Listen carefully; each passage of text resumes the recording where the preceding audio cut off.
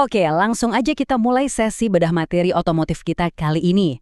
Hari ini kita bakal melihat cetak biru dari evolusi teknis sebuah mahakarya otomotif, yaitu Mazda CX-9.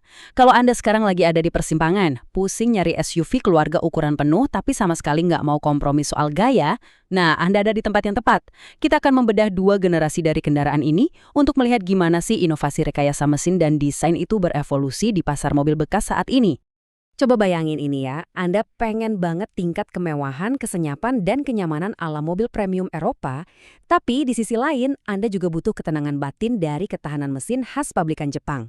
Nah, Mazda CX-9 ini menawarkan perpaduan sempurna dari keduanya. Tapi pertanyaannya, era mana yang paling pas buat Anda? Apakah gaya klasik yang berbodi bongsor, atau visi futuristik yang jauh lebih ramping? Yuk kita cari tahu jawabannya bareng-bareng. Ini dia agenda diagnostik kita hari ini. Pertama, kita bahas pesona premiumnya. Kedua, generasi pertama si V6. Ketiga, generasi kedua si Skyactiv Turbo. Keempat, kita adu di duel spesifikasi. Dan kelima, kita tutup dengan tips pintar sebelum membeli. Kita masuk ke bagian pertama. Pesona premium Mazda CX-9. Gini, Mazda CX-9 itu jelas bukan SUV sembarangan. Ini adalah sebuah SUV 7 penumpang kelas full size yang benar-benar premium. Kendaraan ini jadi sangat istimewa karena dia ngasih proposisi nilai yang cukup langka di pasaran. Anda dapat material kabin kelas atas, peredaman suara yang juara banget, dan dinamika berkendara yang biasanya cuma bisa didapat kalau Anda bayar mahal buat emblem mobil Eropa. Tapi, di balik semua kemewahan itu, detak jantungnya tetaplah rekayasa mekanis Jepang yang terkenal bandel dan awet. Makanya, ini jadi tawaran yang super menggoda buat para pencari mobil bekas berkualitas. Lanjut ke bagian kedua. Generasi pertama, sang V6 tangguh. Siap-siap kaget, karena harga bekasnya saat ini dimulai dari sekitar 95 juta rupiah aja. Gila kan? Anda bisa bawa pulang SUV mewah dengan ukuran masif, dengan harga yang bahkan jauh lebih murah dari mobil keluarga kelas bawah atau LMPV dalam kondisi baru. Nilai ekonomis buat kemewahan yang ditawarkan di sini benar-benar di luar nalar. Di balik kap mesinnya, ada monster klasik yang bersemayam. Mesin 3.7 ribu cc V6 naturally aspirated alias tanpa induksi turbo. Mesin yang punya julukan Cyclone Engine ini bisa memuntahkan tenaga sampai 274 horsepower dan torsi 366 Nm. Terus, apa efeknya pas dibawa jalan? Tenaganya itu ngisi terus dan disalurkan dengan sangat mulus. Gak ada ceritanya lag atau jeda sekecil apapun pas Anda injak pedal gas, dan jujur aja suara raungan mesin V6-nya itu terdengar kayak simfoni buat para pencinta otomotif sejati. Kelebihannya nggak berhenti cuma di sektor mesin loh. Kalau dibandingin sama SUV bersiasis tangga atau ladder frame di kelas yang sama, CX-9 generasi pertama ini rasanya udah kayak naik karpet terbang. Bantingan suspensinya empuk dan stabil banget buat perjalanan jauh. Kabinnya super senyap, dan karena dimensinya yang masif, ruang kaki di baris ketiganya jadi jauh lebih luas dan manusiawi. Ibaratnya, ini tuh ruang tamu berjalan yang harganya sangat bersahabat. Tapi ya, namanya juga buatan manusia. Pasti nggak ada yang sempurna. Kompromi utamanya ada di sini nih.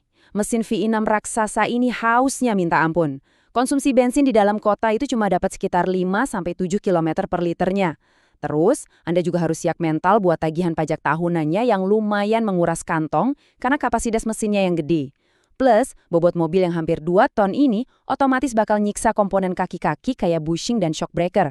Apalagi kalau rute harian Anda sering lewatin jalanan keriting. Oke, kita masuk ke bagian 3. Generasi kedua, era Skyactiv Turbo.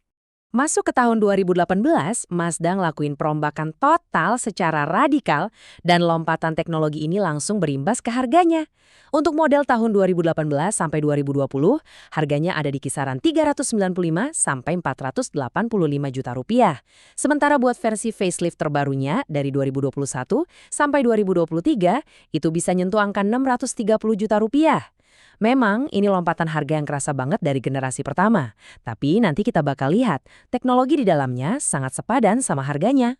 Strategi Mazda berubah drastis di generasi ini. Mereka mutusin buat buang 2 silinder dan ngecilin mesinnya jadi 2500 cc 4 silinder aja. Tapi sebagai gantinya, mereka nyematkan sebuah turbocharger berteknologi tinggi. Hasilnya, memang sih tenaga kudanya sedikit turun, tapi torsi mobil ini melonjak gila-gilaan, jadi 420 Nm. Dan asyiknya lagi, torsi sebesar itu udah bisa Anda rasain sejak putaran mesinnya nyentuh angka 2000 rpm aja.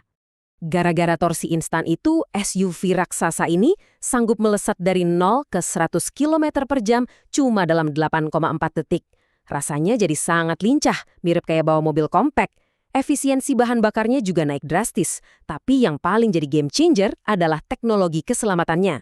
Mobil ini udah dilengkapi paket radar pintar Eye Active Sense yang bisa ngedeteksi blind spot sampai ngelakuin pengereman otomatis. Dan pastinya, jangan lupain interior balutan kulit napa yang mewah banget, ditambah tata suara audio 12 speaker dari Bose. Bener-bener manjain telinga. Walaupun begitu, tetap ada tapinya nih. Estetika atap yang melandai dan cakep banget berkat desain kodo ini ternyata memakan korban. Ruang kepala di baris ketiga jadi jauh lebih sempit, terutama buat orang dewasa yang tingginya di atas 170 cm. Selain itu, mesin turbo yang canggih ini juga rewel soal makanan. Dia wajib banget minum bensin dengan oktan minimal RON 95 supaya mesinnya nggak ngelitik. Ditambah lagi sistem kelistrikan pintarnya itu butuh aki khusus tipe Q85 yang harganya lumayan jauh di atas aki mobil pada umumnya. Sekarang, bagian 4, dual spesifikasi 2 generasi. Kalau mau ditarik benang merahnya, ini tuh pertarungan dua karakter yang saling bertolak belakang. Generasi pertama itu benar-benar mengedepankan tenaga yang linier, nafas mesin yang panjang di putaran atas, rasanya luar biasa halus, tapi yaitu, rakus bensin. Sebaliknya, generasi kedua itu berfokus pada respons agresif dan pukulan torsi yang instan banget begitu Anda nyentuh pedal gas, tapi dengan tingkat efisiensi bensin yang jauh lebih bersahabat buat dompet. Kemajuan teknologi selama 1 dekade kerasa banget di bagian efisiensi ini. Mesin Skyactiv di generasi kedua membelah angin dan ngebakar bahan bakar jauh lebih efektif. Ngasih konsumsi rute kombinasi sekitar 8-11 km per liter. Ini tuh peningkatan efisiensi yang drastis banget. Dan pastinya bikin pikiran lebih tenang kan? Apalagi di zaman harga BBM yang lagi lumayan tinggi sekarang. Dari matriks ini, kesimpulannya sangat jelas. Kalau ruang kabin baris ketiga yang lapang itu harga mati buat Anda, dan Anda sama sekali nggak keberatan dengan tagihan BBM bulanan yang membengkak, generasi pertama adalah rajanya. Tapi kalau Anda lebih mencari akselerasi yang instan, efisiensi buat harian dan pengen ngerasa aman, dilindungi jaring pengaman radar tercanggih, nah generasi kedua sapu bersih semua kategori tersebut. Kita sampai di bagian terakhir, bagian 5, tips pintar sebelum membeli. Poin paling krusial yang harus Anda ingat adalah aturan emas ini. Beli SUV premium bekas, entah itu yang generasi lama atau yang lebih baru, itu bukan waktunya buat main tebak-tebakan riwayat mobil. Selalu, dan saya tekankan banget nih, selalu prioritaskan unit yang punya catatan servis resmi yang jelas. Keteraturan ganti oli dan perawatan rutin dari pemilik sebelumnya adalah asuransi terbaik Anda supaya nggak pusing ngurusin masalah teknis yang aneh-aneh di masa depan. Nah, buat Anda yang kepincut milih generasi pertama karena harganya yang super miring itu, ini fokus utamanya. Langkah pertama, karena bobot mobil ini berat banget, pas test drive dengerin baik-baik. Ada nggak bunyi gluduk-gluduk dari bawah? Periksa link stabilizernya dan cek shock breakernya ada yang bocor atau enggak. Langkah kedua, buka kap mesinnya, ambil senter Anda, dan cek teliti di sekitar blok mesin V6 yang gede itu. Pastikan kering dan nggak ada rembesan oli sama sekali.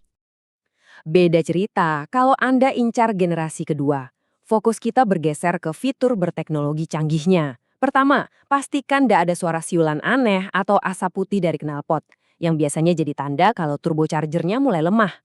Kedua, nyalain dan tes semua fitur radar Eye Active Sense pas test drive. Pastikan nggak ada lampu indikator error atau peringatan yang nyala di dashboard. Dan yang ketiga, ini penting banget, tanyain riwayat isi BBM-nya. Kalau pemilik lama ngaku sering isi pakai bensin RON di bawah 95, mending hati-hati. Karena performa mesin Skyactiv-nya bisa jadi udah berkompromi. Pada akhirnya, semuanya balik lagi ke satu pertanyaan besar ini. Apakah Anda lebih tergoda sama daya tarik harga miring sebuah V6 yang nawarin kenyamanan seluas ruang tamu yang berjalan? Atau Anda rela berinvestasi lebih untuk nikmatin dorongan torsi instan dan kecerdasan fitur otomatis dari mesin turbo yang modern? Apapun pilihan Anda nanti, Mazda CX-9 tetaplah sebuah karya seni teknik mesin yang brilian.